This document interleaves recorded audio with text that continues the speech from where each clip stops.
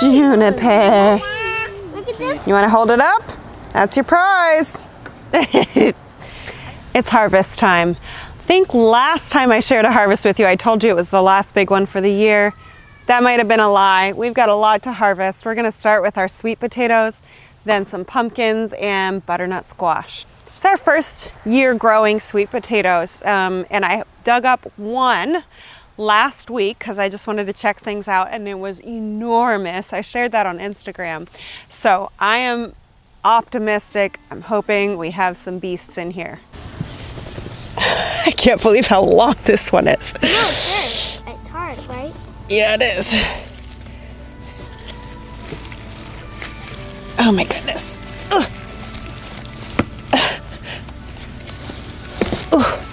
I broke it. I accidentally broke it. I can hear it. Hi, baby. Look, John, come see these. I bet you can get in there.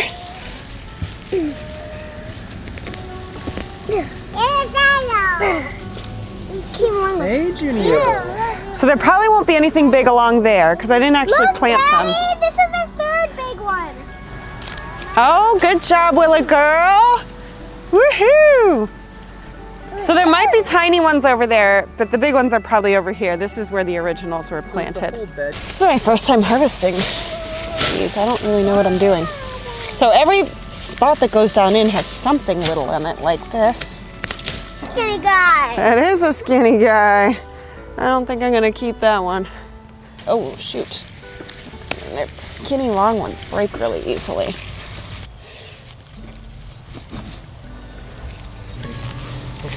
Oh, that's impressive for that side. It's better than I expected. This soil, you know, we didn't do any of the Mel's mix. This was just straight compost. Yeah. It's definitely not as fluffy. Not as good. It's funny if you can find. Whoa! Where'd that come from? What the? Did you pull that up and not know it? Maybe. No, I guess. Oh. From that side? No. Oh, okay. There's a vine. Next year I'll do a whole bed of sweet potatoes. Just toss it on the ground. This is like a carrot. Yeah, some of them are really long. What? Toss that little guy into the basket. Mm-hmm. So here's the end result. This isn't quite as much as I was hoping for, if I'm honest. But again, this was only half a bed. And it's also a new bed. We just put this in, and so I think it's gonna take me some time to build up the soil. Everything I planted in these new beds didn't do as well as my other beds. So I'm gonna go weigh this. I'm curious what I've got.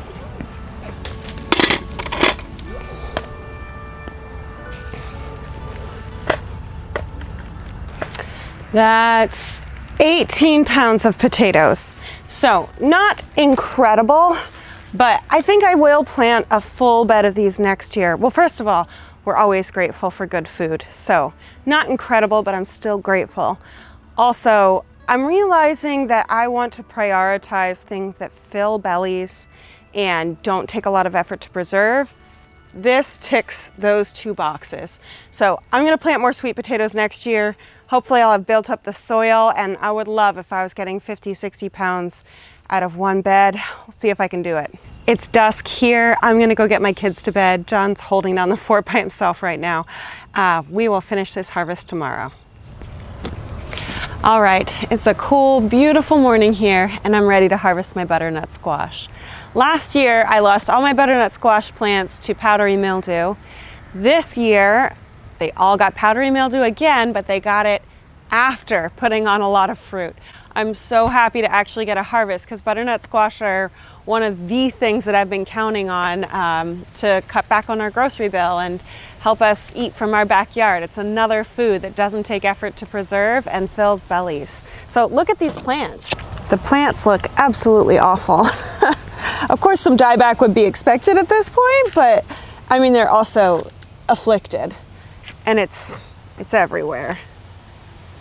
You can see all this is full of squash, and it's just died back. But got all this beautiful fruit. So let's pick it. I like to let winter squash cure on the vine.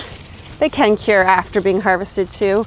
So I guess I need my glove off for this. You can kind of see that it's of course ripe, but I usually do a fingernail test to see if it's fully cured. If my fingernail can't puncture through, it's good to go. I can't find my my garden pliers. Oh, this is the wrong tool for this job. All right, let me go get a knife. That's not happening. I think this box cutter can get the job done. Look at that, first squash of the season. After a failed crop last year, this makes me really happy. Butternut squash is one of my favorite foods. If you're curious, this is a Waltham variety. So I will save some seeds for this and use it again next year. Let's cut the rest of these.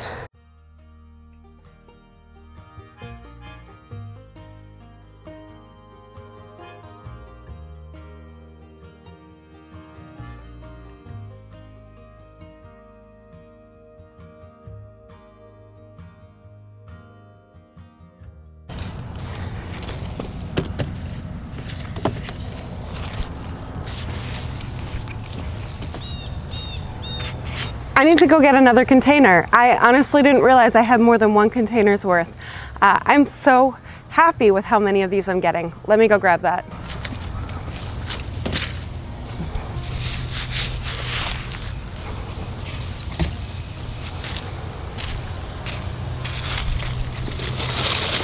There's the full harvest.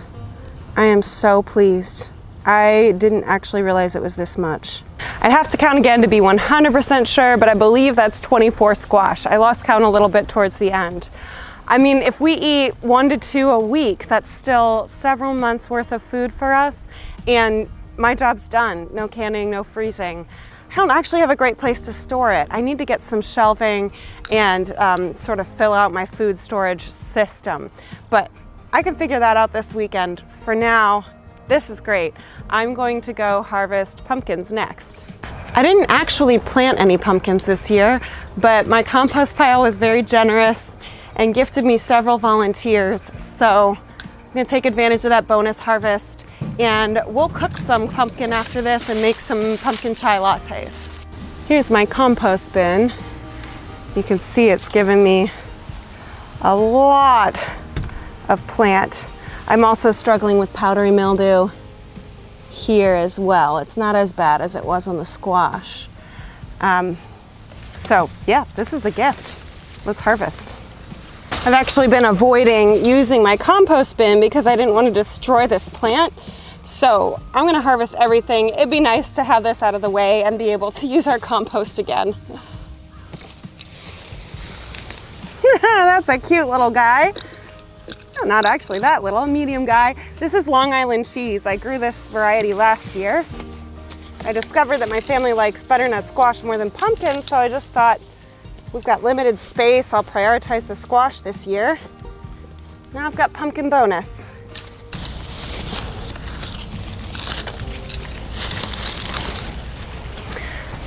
As I was cutting this one's stem off, I accidentally cut into the pumpkin. So this will be the one that I'll cook today to make the pumpkin chai lattes. We'll just use this right away.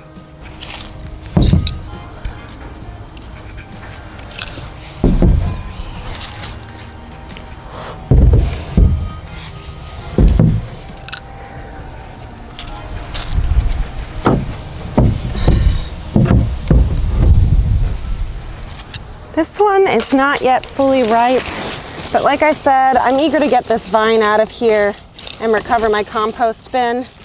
So I will leave it outside to finish ripening.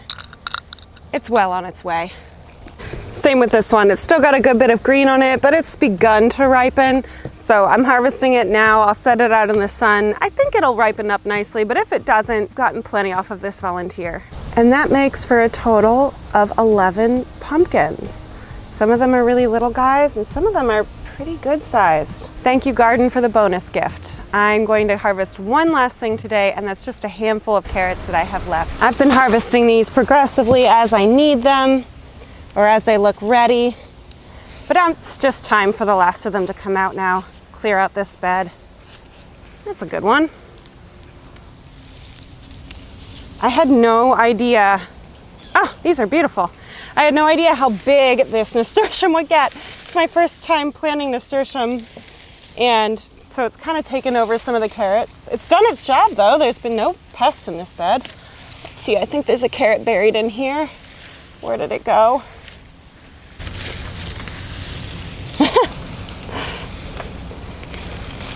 It was definitely shaped by the plant. That's where the plant kind of crowded around it.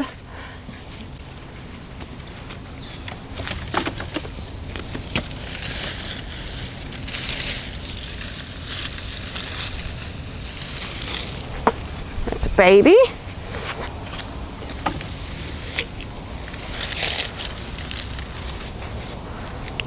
Some swallowtail caterpillars have been completely cleaning off my greenery, as you can see, which can't have helped this along. That's it for this kind. Oh, wait, there's one more here. Oh, two more. On the other side of this bed, I've got another kind of carrot. There's a lot more of those. It's the Uzbek gold. There's that pretty golden color. My kids were really wary of these golden carrots when I first gave some to them because they're really used to seeing orange carrots from the grocery store. And so they just think carrots are supposed to be orange. Oh, an orange one snuck in there. And it was just a good reminder to me how much, ooh, that one is overly mature. Yikes, we're gonna toss it. It's a good reminder to me of how powerful it is to just grow food, because there's a whole world of food that exists outside of the varieties that are good to ship for thousands of miles across our country, to sell in the grocery store or across the world. And growing your own opens up a whole other world beyond the consumer end of food. No shame on the consumer end, we still go to the grocery store. I'm just glad we have this option too. I planted these carrots in the spring, so this bed has been full a long time. Now it's just these beautiful nasturtium. I'll let them go as long as they can. And here's the last carrot harvest. I'm gonna gather together all this stuff we harvested. I always like seeing it all together in one place and knowing what the garden gave us. That's the last of it. Let me see if I can sort of prop this up on something so you have a good view. I think my kids' picnic table will do the trick. Yeah, there we go. It's a beautiful fall harvest. Sometimes it seems like you pour a lot of energy into the garden and it just doesn't give us much back, but today it feels like I've been good to the garden and the garden's being good to me. It's nice. So we've got sweet potatoes, Beauregard, carrots, 42? No, 24, wow. 24 Waltham squash, butternut squash, and then almost a dozen of these sweet Long Island cheese pumpkins. This is the one I accidentally cut, needs to be used ASAP, so it's gonna become some pumpkin chai latte. I need to turn this pumpkin into pumpkin puree before I can use it to make my latte. So I'm just carefully cutting around the outside to cut this in half and then scooping out all the seeds. I'll save the seeds and turn them into roasted pumpkin seeds later, but for now they'll probably just go into the fridge. These fortunately fit in my roasting pan, but I realized that I'd forgotten my olive oil. So every piece of cut pumpkin gets a good slathering of olive oil along the inside. Then I used a fork to poke holes in the rind. This just allows some heat to penetrate from the outside as well. and they went into the oven at 400 degrees. I set my timer for 45 minutes and it was nicely done after that. I usually check if it's done by seeing if a fork can pierce the rind. The rind should be pretty soft at this point, or this shell. Then I just scooped all of that soft pumpkin flesh into my blender and it blended into a nice puree. Unfortunately, I had planned to talk through all the steps of making the pumpkin chai latte at this point, and my mic cut out. I'm so annoyed that I didn't notice it, but I'm going to talk through the steps anyways. Just ignore the fact that what I'm saying doesn't actually line up with my lips moving on the video. So here's our lineup of ingredients. We have this beautiful pumpkin puree. Of course, you could start with some puree from a can. You don't have to make your own from a whole pumpkin. Then we also have some bags of chai and some maple syrup. You can use honey, but I think maple syrup's better. Vanilla. I'm using almond milk because I'm off dairy for a bit. If you drink milk, I recommend whole milk. Pumpkin pie spice, and then finally salt. I almost forgot, one optional add-in is arrowroot powder. You can skip it, but it does a nice job of thickening things at the end and just making a nicer texture. I'm making a triple batch so that John and I can each have a generous serving. So this is 1.5 cups of water. I'm just bringing it to a boil so that we can turn it into tea. Once it's reached a boil, I'm adding in 3 tea bags. Again, that's because I'm tripling. I'll put this recipe link down below so that these amounts don't get too confusing. You can refer to the recipe for a single serving size. This is going to steep for 4 minutes.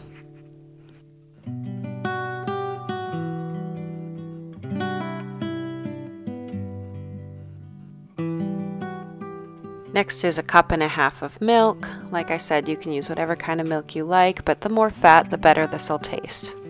Then I'm adding in 1/3 cup of this beautiful garden fresh pumpkin puree and 3 tablespoons of maple syrup to sweeten.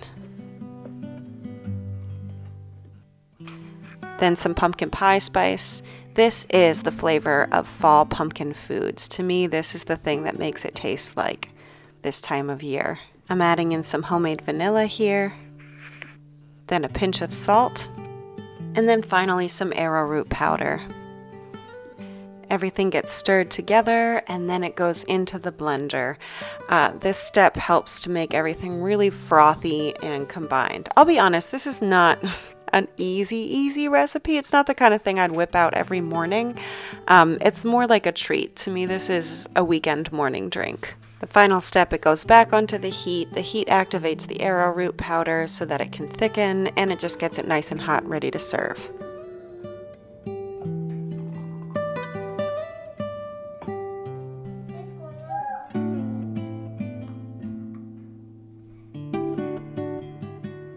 Happy fall, guys. I'd love to know what you're up to, whether you're planting a fall garden, doing any fall harvesting, or fall baking. Whatever you're up to, I hope you're doing well. Take care.